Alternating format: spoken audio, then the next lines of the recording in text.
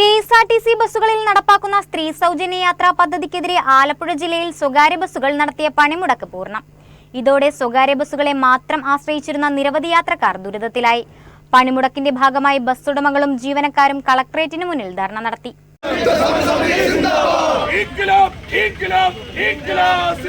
പൊതുഗതാഗത മേഖലയെ ദേശീയ കുത്തകകൾക്ക് കൈമാറാനും സൗജന്യ യാത്രാ പദ്ധതിയിലൂടെ സ്വകാര്യ ബസ് മേഖലയെ ഇല്ലാതാക്കാനുമുള്ള സർക്കാർ നീക്കത്തിന്റെ ഭാഗമാണ് പദ്ധതിയെന്നാണ് സമരക്കാരുടെ ആരോപണം. ജില്ലയിൽ ഏകദേശം 400 സ്വകാര്യ ബസ്സുകളാണ് പണിമുടക്കിൽ പങ്കെടുത്തത്. ആലപ്പുഴ, മാവേലിക്കര, ചേർത്തല, ഹരിപ്പാട്, കായംകുളം തുടങ്ങി വിവിധ മേഖലകളിൽ സ്വകാര്യ ബസ്സുകൾ സർവീസ് നടത്തിയില്ല.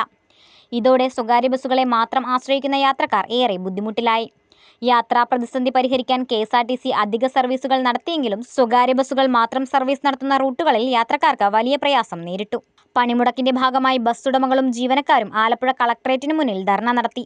KBTA സംസ്ഥാന ജനറൽ സെക്രട്ടറി ഗോകുലം ഗോകുൽദാസ് ധർണാസമരം ഉദ്ഘാടനം ചെയ്തു. ഏതാണ്ട് 979 ബസ്സുകൾ വിവിധ ജില്ലകളിൽ നിന്നും ഗവൺമെന്റിനെ ജീപ്പോൺ സമർപ്പിച്ചുകൊണ്ട് ഇന്ന് നിശ്ചലമാവുന്ന ഒരു സാഹചര്യമാണ്. അത് വിദൂരമല്ലാതെ നമ്മുടെ സംസ്ഥാനത്തിലെ മുഴുവൻ ബസ്സുകളും നിശ്ചലമാവാൻ പോകുന്ന ഒരു സാഹചര്യമാണ് ഇന്ന് നിലവിലുള്ളത്.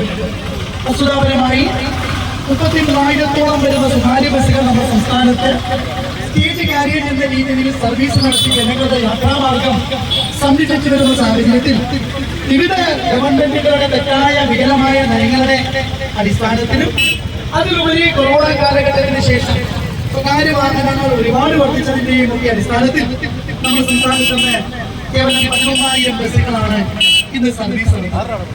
ജില്ലാ പ്രസിഡന്റ് PK കുര്യൻ അധ്യക്ഷത വഹിച്ചു. ജില്ലാ സെക്രട്ടറി SM നാസർ, വിവിധ യൂണിയൻ നേതാക്കളായ MM ഷെരീഫ്, പുരുഷോത്തമൻ, റിയാസ്, സജീവ്, റജീബ് അലി തുടങ്ങിയവർ സംസാരിച്ചു.